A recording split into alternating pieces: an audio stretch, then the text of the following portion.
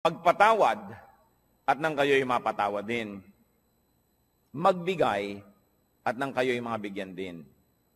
At papaano po ipinakita at ipinaliwanag kung paano daw tayo bibigyan kung tayo mapagbigay? A good measure, pressed down, shaken together, and running over. Siksik, liglig, umaapaw. Ang ibubuhos daw sa kandungan nung bibigyan. Paano po kandungan? Nung araw po, lalo sa Israel, pag bumibili kayo ng trigo o bumibili kayo ng mga kung ano-anong mga grains, mga butil, may mga madadayang tendero, ang galing ng pulso na pag nagsasalin sila nung mga butil na ito doon sa sukatan, kumbaga sa salop, ang galing nilang magpasama ng hangin, kaya tuloy maraming mga hangin sa pagitan ng mga trigo, konti lang pala yung laman, mukhang puno na. At mabilis nila yung isasalin sa yung sisidlan, para huwag mo nang mabigyan ng oras na yung trigo na yun ay bumaba. Kasi pag tumagal, bababa yun eh. Malalaman mong may kulang pala sa sukatan. Yun daw ibibigay ng Panginoon, tama ang sukatan, tapos siniksik pa, inuga-uga, para lalo pang bumaba at madagdagan pa uli pag nagkaroon na naman ng espasyo, at umaapaw. At dahil po nung araw, ang tao, lalaki at babae, mahahaba ang mga damit.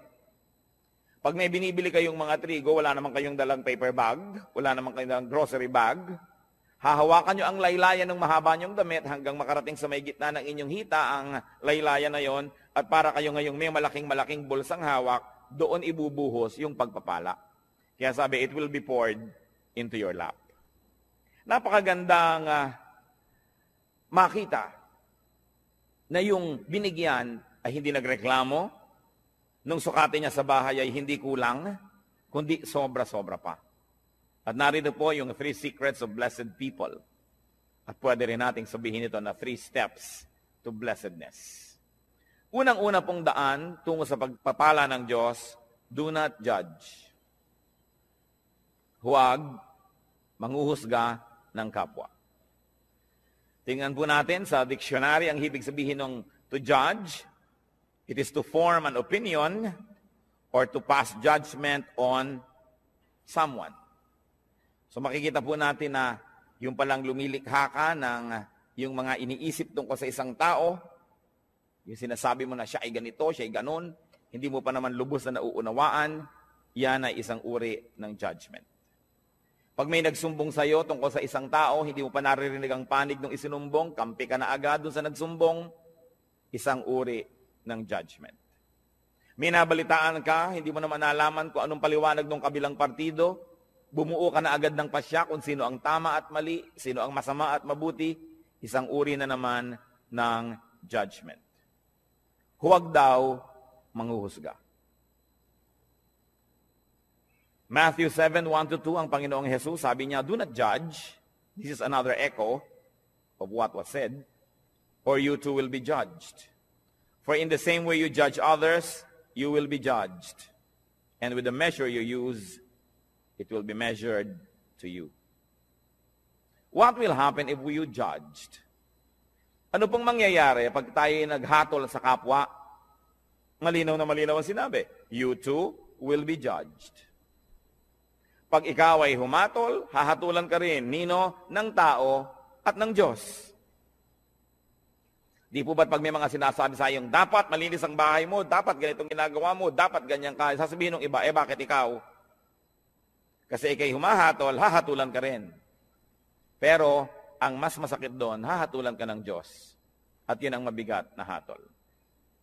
At ano naman po ang problema kung hahatulan tayo ng Diyos? Well, you will be found guilty. Tiyak na pagka Diyos ang naghukom sa atin at tayo'y sinukat, tayo'y kulang. Tayo'y tinimbang, siguradong tayo'y kulang. Sapagkat sabi sa Romans 3:23, for all have sinned and fall short of the glory of God. Lahat ay nagkasala at kinapos sa kaluwalhatian ng Diyos. May exempted ba? Exempted ba ang mga taga-Bacolod? Exempted ba ang mga taga-Las Piñas? Hindi. Sabi, lahat ay nagkasala at kinapos. Romans 3:10-12, as it is written, There is no one righteous, not even one. There is no one who understands, no one who seeks God. All have turned away, they have together become worthless. There is no one who does good, not even one. Sa tingin ng langit, walang gumagawa ng tama. Lahat ay nagkakamali, panapanahon lang. Kung minsan ay tamang-tama ka ng 2 araw, sa pangatlong araw, nadapa, may mali na. Yun namang iba, hindi na talaga tumabangon sa pagkakadapa, permanente nang nakadapa. Sobra nang nasanay sa pagkakasala. Wala daw nakauunawa. Pero sasabihin natin, di po ba may ginagawa kaming tama? Subalit sabi rin sa Bible, ang pinakamagaganda at pinakamalilinis nating gawa ay para lang basahan. Kung ito ay hahambing sa kalinisan ng Diyos, kulang at kulang pa rin. Kaya walang maaring magyabang na sasabihin niyang ako'y tama. So pwede na ako ngayong manghusga ng iba. Ako'y maayos, so pwede ko na ngayong hatulan ng ibang hindi maayos. Sapagkat maaring maayos kayo ngayon, hawak niyo ba ang bukas? Nakatitiyak ba tayo? Napakarami pong naririnig ko nung araw, mga magulang, kung pintasan yung mga anak na dalaga ng kapitbahay, ng mga tagarong kabilang kalye. Pagkatapos, kung lumaon yung mga sarili nilang anak na dalaga ang mga napapariwara, di wala na sila ngayong masabi, dahil nauna na ang paghatol nila doon sa iba. Sabi pa naman, kung anong panukot mo sa iba, ganun ka susukatin. Sobra kang mahigpit sa iba, magiging mahigpit din sa iyo ang Diyos. Yan ang problema pag tayo po'y humahatol agad. Genesis 6:5, nung nilikha ng Diyos ang tao at kutakot-takot na kasalanan at mga kasamaan ng ginawa ng tao, the Lord saw how great man's wickedness on the earth had become, and that every inclination of the thoughts of his heart was only evil all the time. Nakita ng Panginoon kung gaano naging kasama ang puso ng tao na wala siyang hinahangad, iniisip, kundi ang gumawa ng kasalanan. What will happen if you did not judge others? Well, you will not be judged. Yun ang blessedness. You will not be judged by people. Kasi hindi ka mapagsasabang, bakit ikaw? Bakit ikaw? Kasi wala kang binibitawang mga salita na humahamak sa iba at humahatol sa iba. So bakit kasi silipin? Pero ang mahalaga, God will not judge you. Hindi ko po alam kung naranasan nyo na mga kapatid, mga kaibigan, na talagang may ginawa kayong masama, talagang mali, tapos huling-huli kayo at wala na kayo talagang maikakatuwiran at ang kailangan nyo na lang talaga awa ng kapwa. Ang kailangan nyo na lang talaga maunawaan kayo, patawarin kayo. Kung tayo nalagay na sa ganung mga kalagayan, alam natin kung gaano kahina ang posisyon ng isang taong may kasalanan. Kaya ang inaalok ng Panginoon, patawad. Napakataas ng Diyos. At sa kanyang kabutihan, sa ating mga kabiguang siya'y abutin, ay minarapat niyang dumukwang, yumuko at tayo'y abutin. Lumilinis tayo, hindi dahil tayo malinis, kundi dahil tayo'y pinapatawad lamang. Kaya tayo na tumatanggap ng patawad ng Diyos, sino tayo para hindi magpatawad ng iba? Tayo na nangangailangan ng kanyang kabutihan, sino tayo para hindi maging mabuti sa iba? Napaka-importante mga kapatid, you want to be blessed? Do not judge. Pero araw-araw, gaano karami ang inyong binibitay? Gaano karami ang ating ipinapasilya elektrika, pinibigyan ng lethal injection? Gaano karami ang sinisira natin ng puri, ipinapakulong natin, sinasaktan natin dahil sa ating mga bibig? Hindi nyo pa alam kung bakit nagkagulo yung dalawang tao, may kakampihan na kayo agad. Pag may nakagalit ang inyong anak, ang inyong kapatid, ang kapatid nyo anak at anak, lagi ang mabuti at ang laging masama ibang tao. Wala pa akong nakitang magulang na yung anak niya nag-drugs, napariwara, gumawa ng mga masama, nasasabihin niya, naku, masama ang anak ko. Wala. Laging nahawa sa masasamang kaibigan.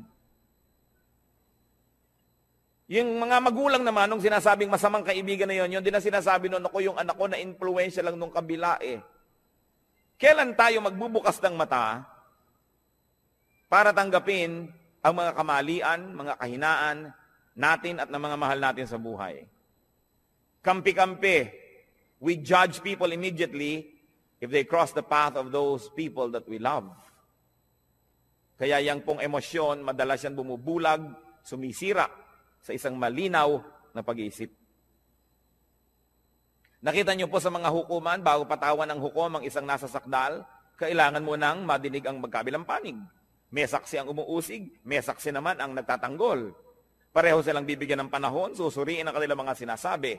Pero tayo po ba ginagawa natin yon o napakabilis nating gumawa ng mga conclusion na mga pagpapasya tungkol sa iba nating kapwa? Remember, pwede naman kayo mag-judge, okay lang yon. Just be perfect so that you will not be judged.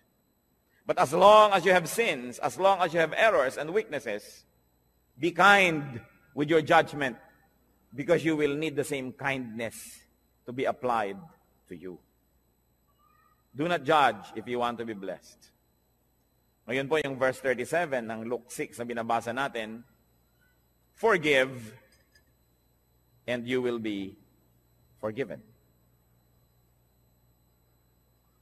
Pangalawang hakbang tungo sa pagpapala, second step to blessedness, forgive. Magpatawad. Ano po bang kahulugan sa diksyonaryo ng forgive? It is to stop blaming. Tigilan na ang paninisi or to absolve from payment. Huwag nang singilin pa. At hindi pinag-uusapan dito ang pera o utang. Mabuting malinaw. Ang pinag-uusapan po dito yung mga utang sa loob na nasaktan kita, sige na, huwag nang singilin. Nagkamali ako sa iyo, sige na patawarin. Nagkulang ako sa iyo, sige na punan. Do not collect or take revenge. Balance the sheets. Kung meron pong metro, sige na, i-return na yung reading sa 0. Huwag nang matuos. Magpatawad. Gaano po sa ating karami ang may dala-dala dito sa puso na lason? Asido, dahil hindi tayo nagpapatawad ng kapwa. Mga misis, na pinagtaksila ng inyong mga asawa once upon a time, napatawad nyo na ba?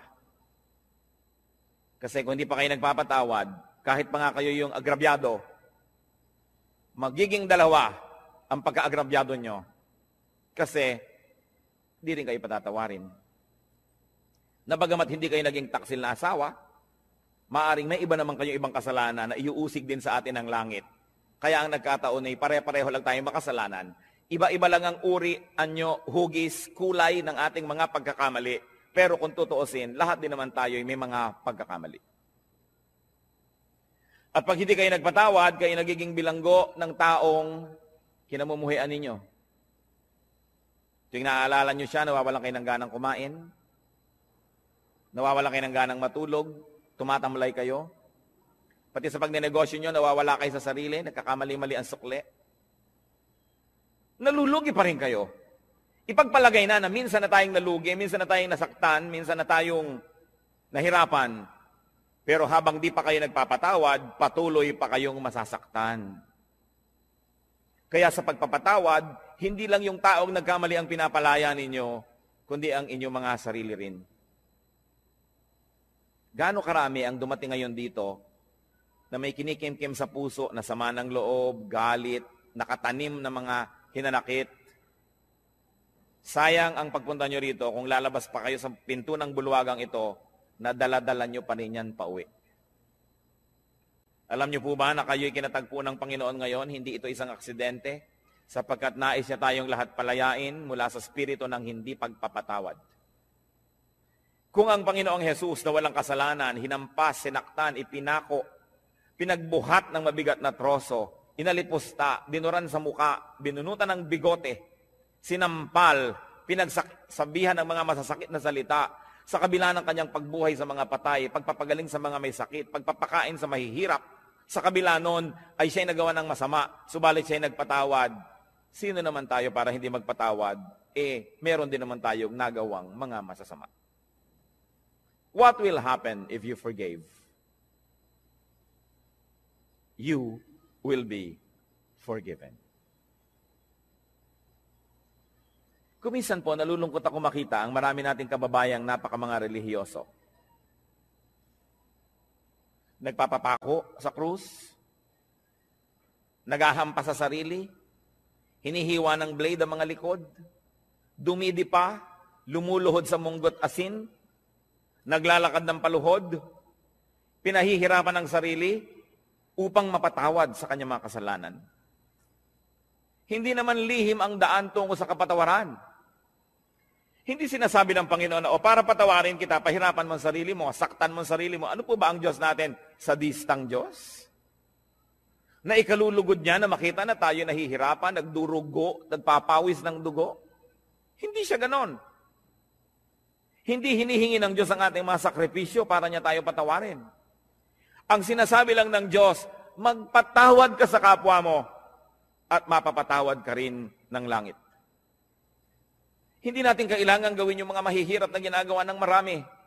Kaya nakakalungkot po sapagkat ko ang Biblia, ang salita ng Diyos ay hindi nakabukas at hindi tinatanggap ng bukas na puso. Maraming ginagawa ang taong nasasayang. Pinipilit niya magpunyagi, maghirap. Subalit hindi naman pala yun ang hinihingi ng Diyos. Magpatawad ka lang sa kapwa. Kaya kung tutuusin, parang mapalad ka pa nga pagka marami nagkamali sa iyo eh. Kasi marami ka ring mapapatawad.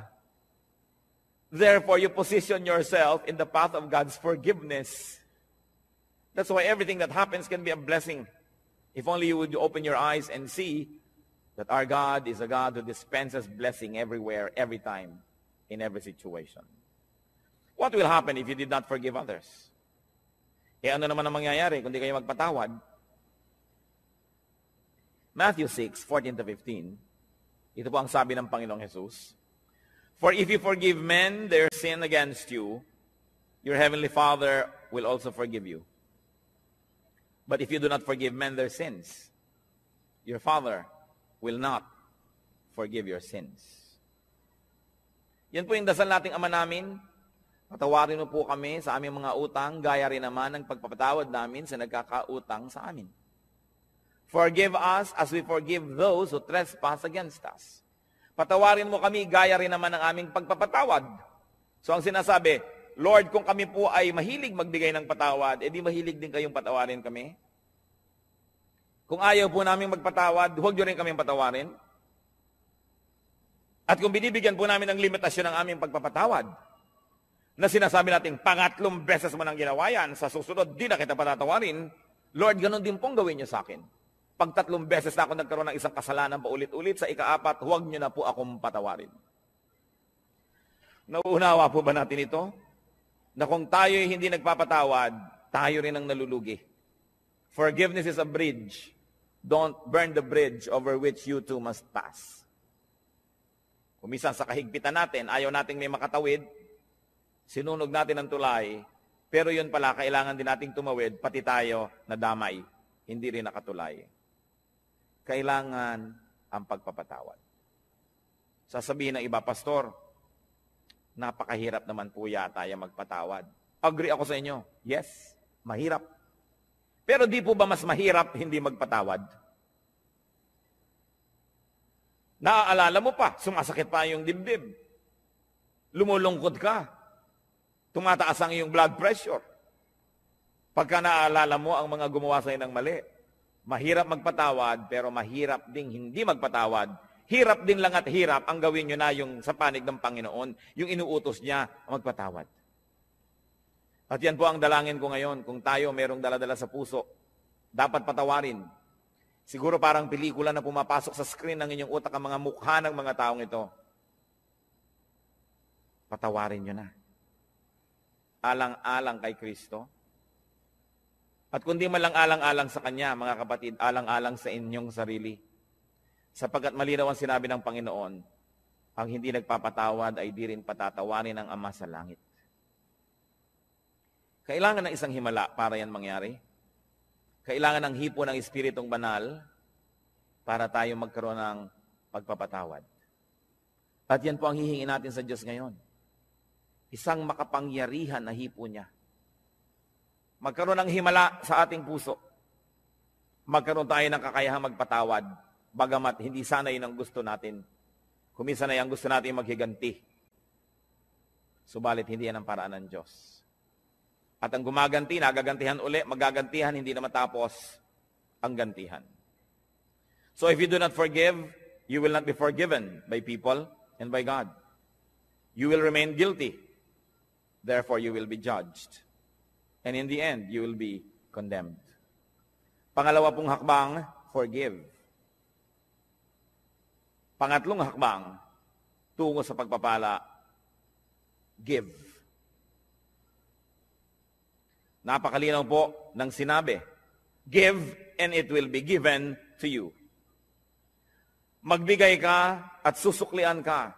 Bibigyan ka rin. At ano po, higit sa ibinigay mo, ang ibibigay sa iyo. Kasi, sukat na tama, sisiksikin, liligligin, aalugin, at umaapaw pa ang ibibigay sa atin. Wala tayong kalugihan. So give to people. Give people your 3 T's. 3 letrang T.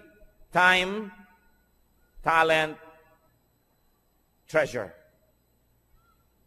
Ibigay natin yan sa tao. Lalo sa mga mahal natin sa buhay. Nagtataka naman ako sa mga tao na nag-aaway-away ang magkakapatid dahil sa kaprasong mana. Natitikis ang mga kamag-anak na may sakit, may pagdurusa, samantalang meron naman pwedeng itulong. Sabi, give. What we do to people is counted as done for and given to Christ. Alam niyo po ba na ang pagbibigay sa tao, lalo yung hindi nakakaganti, hindi makakapagbayad, ay inaari ni Kristong sa kanya ibinigay at kung ganon, siya ang magbabayad. Ano po ba ang tunay na pagbibigay? Yung ang binibigyan mo ay walang kakayahang gumante ng mabuti rin. Kasi kung may kakayahan, binigyan mo lang, baka investment lang yan, puhunan, namumuhunan ka lang. Nagbibigay ka ng maganda dahil may kapangyarihan siyang magsukli sa iyo sa panahon na kailangan mo siguro ang tulong niya. Hindi niyo ba napapansin, pagka mayaman ang may birthday, mahal ang mga regalo? Tapos pagkapwa natin mahirap ang may birthday, kung ano-ano lang ng mga binalot na kalendaryo, mga tuwalyang may mga sulat na inchik na good morning, na isang laba mo lang, gapak-gapak na. Kasi mahirap ka eh. Baka hindi ka makapagbigay ng mamahalin sa birthday niya, so ba't kanya bibigyan ng mahal? So hindi nagbibigay, namumuhunan. Pero kung tayo po ay mga maralita, may nagregalo sa atin ng napakahalagang bagay, alam nilang hindi natin kayang suklian yon, yun ang tunay na nagbigay.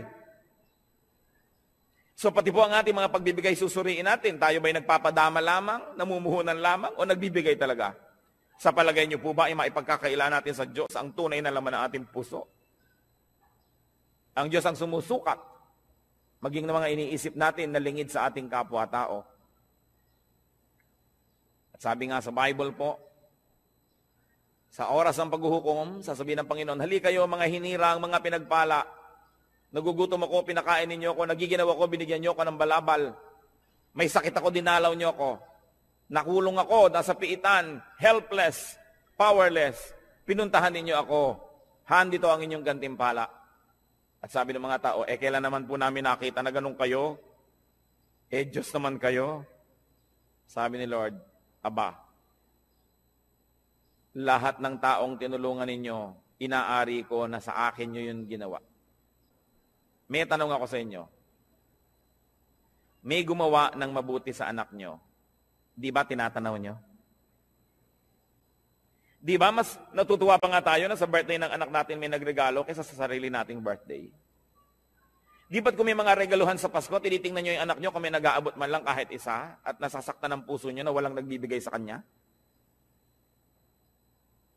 Lahat ng tao, likha ng Diyos. Mahal niya ang lahat ng tao. Pag nagbigay ka sa isa niyang minamahal na tao, lalo yung kapuspalad, yung walang pumapansin, hindi kaya niya alam? Hindi kaya niya tinatandaan? At sasabihin niya, balang araw, susuklian ko ang kabutihan mo. Kahit ngayon pa lang, susuklian ko na, sapagkat mabuti ka dito sa aking mga nilalang. Di ba't pag may sumasakit sa kalooban ng ating mga anak ay tayo unang-unang nasasaktan? So kung may sinasaktan kang tao, sa palagay mo ba hindi mo sinusugatan ang puso ng Diyos? Kung meron kang taong hinuhusgahan, pinag-uusapan, chinichismis, inaagawan ng asawa, inaagawan ng pera, nilalamangan, hindi kaya natin pinalulungkot ang puso ng Diyos. Kaya ang sabi niya sa Matthew 25:45, I tell you the truth, whatever you did not do for one of the least of these, you did not do for me. At yung kabaligtaran naman nun sa verse 40, sabi niya, whatever you did for one of the least of these brothers of mine, you did for me. Kung ano, ang buting di mo ginawa sa kanila, ay sa akin mo ipinagkait at ako ang sisingil sa iyo. At kung ano naman ang buting ibinigay mo sa kanila, ako ang tatanaw ng utang na loob na yon. Ako ang magsusukli. Lalo pangat walang nakapuri sa iyo, walang nakapansin, hindi ka binigyan ng plaque, hindi ka ipinagpagawa ng monumento. Ako ang nakakaalam ng lihim mong kabutihan. At sabi sa Biblia, yung ama na nakakaalam ng mga lihim na gawang kabutihan, ang siyang magbibigay sa atin ng pagpapala. Whatever we give to people, we give to God. And if you give to people, therefore you give to God, why will you not be blessed? Sasabihin iba, kailangan wise? Bakit ko bibigyan yan? Di ako nawalan. Yung iniipon ko ang nabawas. Gaano kahirap ba sa Diyos na ibalik ang gusto niyang ibalik? Kung gusto ba kayong pagpalain ng Diyos, may makakapigil sa Kanya. At kung ayaw kayong pagpalain ng Diyos, meron bang makakapilit sa Kanya? Kaya mahalaga po, yung kasiyahan ng Diyos ang ating inuuna. So we give to people, any people, the least of people.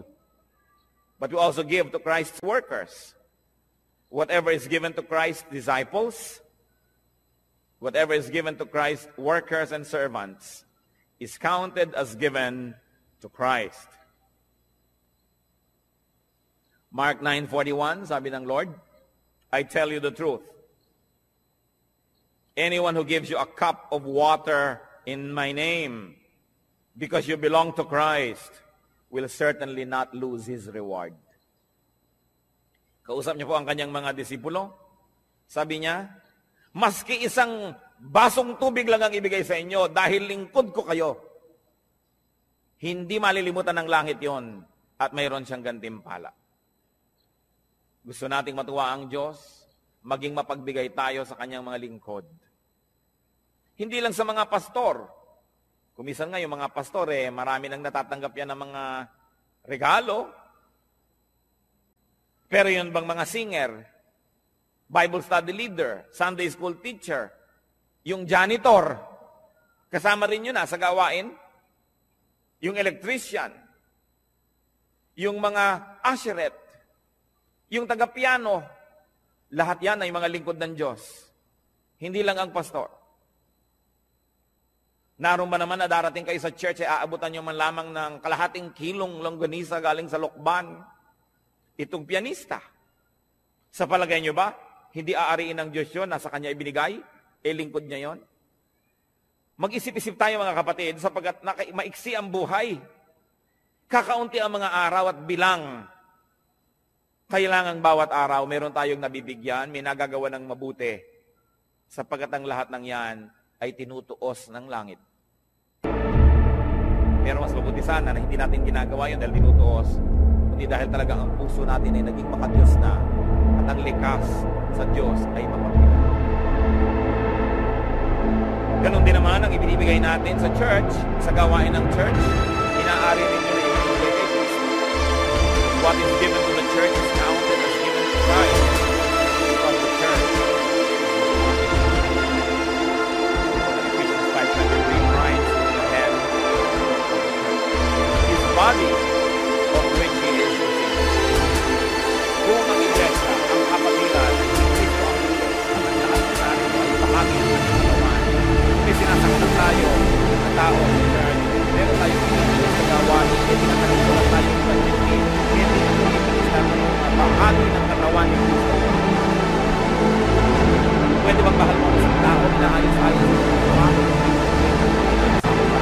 Pagkatapos, may mga dalawin, pinapag-tuhon, pwede ba yun? Dahil si Kristo ang pinuno ng iglesia, mamahalin natin ang lahat ng bahagi nito. pagmamalasakitan, aalagaan, tutulungan.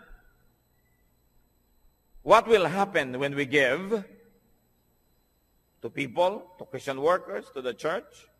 We receive back what we give. Siksik, liglig, umaapaw. You can never outgive God. Katulad ng mga lingkod ng Panginoon, mga pastor, mga misyonero na marami nagre-regalo, tiyak na yung mga nagre-regalo doon dahil una nang naregaluhan noong manggagawa na yun ng Panginoon. Siguro na ipanalangin, siguro inaturuan, na bigyan ng pangaral, na bless, kaya ngayon nagsusukli. Yan ang sinasabi, pag nagbigay ka, may babalik. Ngayon, kung walang nagbibigay sa iyo, kapatid, edi mag-isip-isip ka rin. Baka naman hindi ka rin nagbibigay kasi. Because if you are a blessing to people, the same people will also be blessings to you. Because life is a circle. Pabalik-balik lang. We inhale, we exhale. Araw, gabi, dilim, liwanag. Give, receive. Yun ang buong circle. Ngayon, kung kayo lamang ay receive ng receive, one way. Nakita po ninyo ang mga estero dito sa Maynila, ang mga kanal, bakit mabaho? Bakit ayaw lumakad ng tubig? Kasi barado. Dahil ang mga ilog dito, sa dami ng bara, tanggap lang ng tanggap ng mga dumadating pang tubig, dumadating na kalat, hindi naman ibinibigay, hindi naman lumalakad, tanggap lang ng tanggap, bumabara tuloy. Ano ba ang magandang ilog? Di po ba't yung umaagos? Na narito ako, tatanggap ako, ibibigay ko. Tatanggap ako, ibibigay ko. May agos. Pag tumatanggap tayo ng pagpapala ng Diyos, meron tayong ginagamit sa sarili, may ibinibigay tayo, may agos. Pero kung sinosolo mo, ang kamay mo'y punong-puno na ng mga luma at mga hampok at mga bilasa ng mga pagpapala, paano ka tatanggap ng bago? Kailangan kasi pag may pagpapala, ibinibigay natin sa iba, tinatanggap natin yung iba, wala ka na namang laman, bibigyan ka na naman ng Diyos. How can you inhale when you have not exhaled? So it's a matter of giving and receiving. And we receive back what we give. Kaya sabi sa Luke 6:38, give and it will be given to you. A good measure, pressed down, shaken together, and running over will be poured into your lap. At sa Luke 6:38, for with the measure you use, it will be measured to you. Kuripot po ba kayo sa kabutihan? Magiging kuripot din sa inyo ang langit. Mapagparaya ba tayo at mapagbigay? Ganon din ang tatanggapin nating atensyon mula sa langit. Because what you give is what you will receive. We will be judged and condemned, just like the way we judge and condemn others. So pag-ingatan ng bibig, we will be forgiven just like the way we forgive. And we will be given just like the way we give. May tatlong bagay pong kailangan tayong mga tao. Unang-una, kalayaan mula sa judgment, mula sa paghuhukom. Kasi lahat tayo guilty. Kailangan din nating mapatawad tayo dahil tayo may kasalanan. At kailangan din nating tumanggap ng pagpapala ng Diyos. Simple, para ang lahat ng yan ay maganap. Blessed people, or the people who will be blessed, do not judge. Suriin natin ang ating mga isip. Watch yourself. Blessed people, forgive. Check your heart. And make it a habit to forgive. Baligtarin po natin ang ating mga kostumbre. Kasi kung minsan, ang nakaugalian na natin, magtanim ng sama ng loob, maghinanakit, hindi kumikibo, pero galit pala. Baligtarin natin yon. Sabi sa Romans chapter 12, be renewed by the changing of your mind. Palitan na ang paraan ng pag-iisip. Alisin na yung mga lumang paraan na hindi naman nakabubuti. Make it a habit to forgive. That when people wrong you, immediately, your instant reaction is to forgive. Habit yan. It can be formed. It is a learned behavior. And God can help us. And of course, a way to blessedness, a way to prosperity is to give. Suriin natin ang ating mga sarili. Hindi naman dapat lihim ang mga bagay na ito. ibinunyag na ng Panginoon. Nagiging lihim lang sa mga nagbubulag-bulagan at nangagbibingi-bingihan. Panginoong Diyos, suriin niyo po ang puso namin. Turuan mo kami, Lord, na tunay na maging marunong. Karunungan na kumikilalang ang tamang gawin yung ipinagagawa niyo. In the name of Jesus, I rebuke all work of Satan and all deception of the evil one in the hearts of these men and women before the Holy God. We rebuke and drive away the deception, the burdens, the heaviness, the darkness, and we declare freedom for the people who are opening their hearts to the Lord today. Tanggapin natin ang kalayaang magpatawad, ang kalayaang maging makadiyos, ang kalayaang maging malinis, at nawa ang pagpapala ng Panginoon lalo pang sumagana sa buhay ninyo. Sa ilang saglit mga kapatid, patuloy tayong yumuko sa katahimikan, makipagniig tayo sa Diyos.